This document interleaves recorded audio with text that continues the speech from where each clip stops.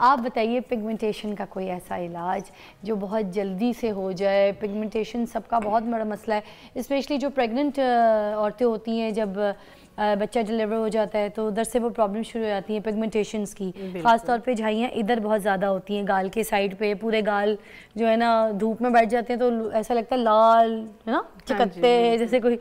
ऊपर से अगर फार्मूला क्रीमें उनको ख़त्म करने के लिए यूज़ की हुई हैं तो स्किन जो है वो बिल्कुल बैरियर ख़त्म हो चुका है और स्किन इतनी रेड और सेंसिटिव हो चुकी है कि आप किचन में जाते हैं तो आपको बर्निंग हो रही होती है, पसीना आ गया। फार्मूला क्रीम के लिए मैं कहती हूँ हर सस्ती क्रीम जो 250, 300, 400, 500 ये 600, 650 की कीमत में आती है, वो सारी फार्मूला क्रीम होती है जो कहते हैं ना हम आपको ग्लो दे देंगे, हम आपको वाइटनिंग इफेक्ट दे देंगे, ऐसा कुछ नहीं होता। उसके ऊपर 5-5, 7-7 क्रीमें सारी मिक्स कर लेनी है, वो एक केमिकल दूसरे को रिएक्ट कर रहा होता है तो वो क्या से क्या हो जाता है। तो बहरहाल जिस तरह से आंवला की बात की, आजकल फ्रेश आंवला है मार्केट के अंदर, हल्दी जो है वो फ्रेश है, no doubt vitamin C antioxidant है आपकी स्किन के लिए, आपकी हेल्थ के लिए, और आपकी बॉडी उसको डेली बेसिस पे आपको ज़रूरत होती है, आपकी बॉडी उसको जो है वो नीड होती है, सेफ़ नहीं होता विटामिन सी, तो डेली बेसिस पे जो है वो लेना ज़रूरी है।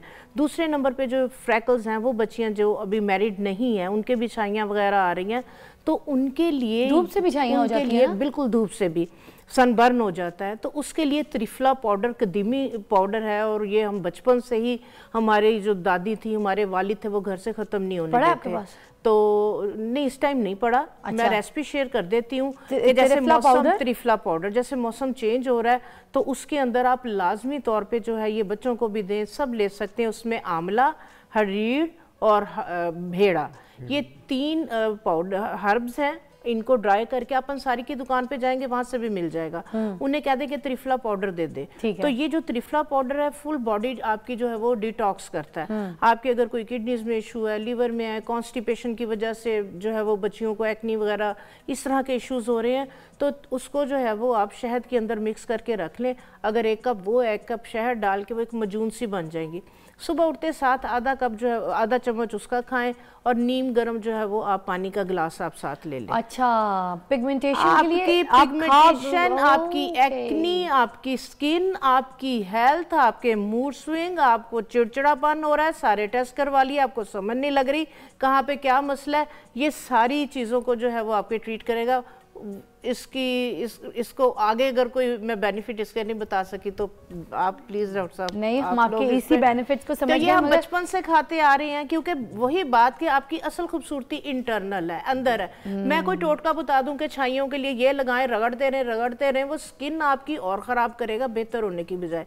अगर आप ये यूज करना शुरू कर देंगे, आपको कोई वाइटनिंग क्रीम की जरूरत नहीं पड़ेगी, अंदर से आपकी जो है वो छाइयाँ वगैरह साफ होंगी, खून को साफ करेगा, और आपकी कोई भी एक्नी के कोई भी इश्यूज है इस ये सब के लिए नहीं जी, ज़बरदस्त। अच्छा, हम अभी ब्रेक लेंगे, ब्रेक से वापस जब आएंगे तो हम यहाँ पर हमारे जो हर्बलिस्ट हैं उनसे एक चीज़ ज़रूर पूछेंगे। चाय की तो बात हो गई, ये कॉफ़ी भी जो है, ब्लैक कॉफ़ी, ये वेट कम करती है और स्किन के फैट को साफ़ करती है और फिर स्किन को पतला भी कर देती है। कॉफ़ी का भी बता दें जी। कॉफ़ी देखें, बेसिकली कैफ़ीन हमारी बॉडी में रिक्वायर्ड होती है, ज़रूरत भी है।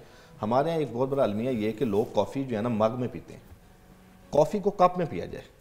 कप मग, लाइक कप, लाइक छोटा, जस्ट लाइक ये मग है, ठीक है, ये बहुत बड़ा, ओके, कप छोटे होते हैं, ठीक है। आप 2 टाइम्स बीडी डोज में ले लें कॉफी, तो वो आपको सूट करेगी। What kind coffee, milky coffee और विदाउट लाइक? देखिए, असल जो है ना मिल्की कॉफी भी फायदेमंद है, लेकिन जो नॉर्मल कॉफी ना डायरेक्ट, वो आपकी बॉडी के असाब को भी मजबूत करती है, लॉस ऑफ मेमोरी को भी ठीक करती है, और इसकी सबसे बड़ा फायदा ये कि इम्यूनिटी को एनहांस करती है, और आपकी बॉडी में वाटर टेंशन, जो लोग मोटापे में ओबेसिटी होती है, जिन्हें वाटर टेंशन की वजह से, उसको भी ठीक करता है। अच्छा, तो twice it's fine, twice 1 cup twice a day BD dose में, यानी इसको एज अ मेडिसिन ले लें या एज अ डाइटरी सप्लीमेंट ले लें, फायदेमंद चीज़ है। आप क्या कह रहे थे?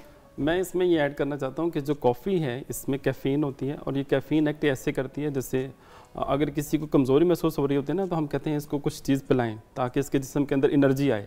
वो एनर्जी जो होती है वो हमारी बॉडी के अंदर बेसिकली एडिनोसिन प्रोवाइड करती है, ATPs वो बनाती है। वो एडिनोसिन और कैफ़ीन दोनों का सेम इफ़ेक्ट होता है, और ये हमारी बॉडी में जाके क्या करती है, अलर्टनेस करती है, हमारा मेंटली हम अलर्ट हो जाते हैं। जैसे हम कॉफ़ी पीते हैं मेंटली अलर्ट उस तरफ आते हैं।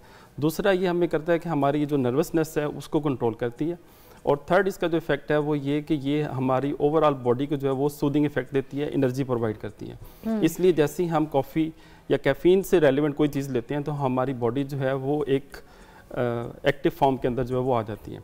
लेकिन हर चीज़ की अपनी एक लिमिट्स होती हैं। इसको अगर हम ज़्यादा मिकदार में इस्तेमाल करेंगे तो चूँकि ये कॉन्स्टिपेटिव इफेक्ट लेके आती है, तो ज़्यादा पीने से इससे कब्ज़ रहना शुरू हो जाती है। और दूसरी एक चीज़ ये है कि इसकी एडिक्शन डेवलप हो जाती है।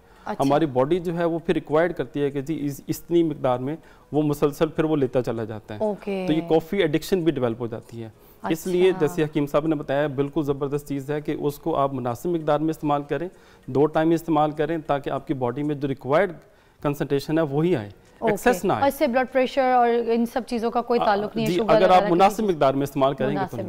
अच्छा, आपको मैं ये पूछना चाहूँगी, हमारे पास कुछ सवाल भी आ रहे थे, तो ये सवाल है कि बच्चे हैं छोटे, तो उनका जो है ना मसाना कमज़ोर हो जाता है, बार बार उनको पेशाब की शिकायत होती है। वो घर से अभी वॉशरूम यूज़ करके निकलते हैं तो गाड़ी तक पहुँचते ही तो उनको दोबारा, फिर गाड़ी में थोड़ा सफ़र चलता है फिर उनको दोबारा, तो ये जो बच्चों का पेशाब का मसाना कमज़ोर हो जाता है, इसके लिए कोई ऐसा हल? जी बिल्कुल, ये बड़ा एक छोटा सा एक टोटका है जो बड़ा कामयाब है। जिन बच्चों को पेशाब ज़्यादा आता है या बेड बैटिंग है, बिस्तर पे कर देते हैं, बल्कि बच्चे के अब तो बड़ी उम्र तक वो चले जाते हैं, टीन एज में भी वो बीमारी ख़त्म नहीं होती। अच्छा। इसके अंदर ना 3 चीज़ें हैं। एक सफ़ेद तिल जिसको हम कुंजत भी कहते हैं, दूसरा कलौंजी और तीसरा शक्कर। आपके पास पड़ी है? जी अवेलेबल है तो? जी प्लीज़, ये देखें जी, ये कलौंजी है, ठीक है, ये और ये सफ़ेद तिल है जिसके तिल के लड्डू बनते हैं। जी जी बिल्कुल। अच्छा। तिल के लड्डू भी हम लोग, आपको पता है, घर में बच्चों को खिलाते हैं, ऐसे ही है। और ये 2 चीज़ें, और तीसरी चीज़ शक्कर अभी अवेलेबल नहीं है। मसाल के तौर पे 1 छटांग कलौंजी ले लें, ठीक है, 1 छटांग ये ले लें तिल सफ़ेद, हाँ। और 2 छटांग उसमें वो डाल लें शक्कर। अच्छा, जायका भी बहुत अच्छा हो जाएगा। हाँ। तकरीबन 10 साल से जो छोटे बच्चे हैं उनको 1/4 teaspoon twice a day they दें। ओके। और रात को उनको लिक्विड ना देना, चाय दें, खा जाए, मतलब ये पाउडर बन जाएगा ना, इसको ग्राइंड कर लें। अच्छा, ग्राइंड करके ग्राइंड ना भी करना है, वैसे भी चबा के भी खा लें या वो निगल लें पानी की तरफ। अच्छा, ठीक है। हाँ, अगर बच्चे को खाना मुश्किल है तो इसमें तकरीबन 1 छटांग और 2 छटांग की डोज में 1 पाव शहद में भी मिला लें, वो बड़ा डिलीशियस हो जाएगा। ओके। तो वो शहद बताते खुद वो आपके जो ब्लैडर है उसको तकवीत देता है। ठीक है। तो ये एक मजमून की शक्ल भी बन सकती है, हम अपने क्लिनिक्स पे लोगों को देते हैं दोनों ऑप्शन में। तो ये जो बड़े हैं 10 टीस्पून, चाहे वो पाउडर हो चाहे वो माजून हो, और जो बच्चे हैं वो 1/4 टीस्पून डेली लें।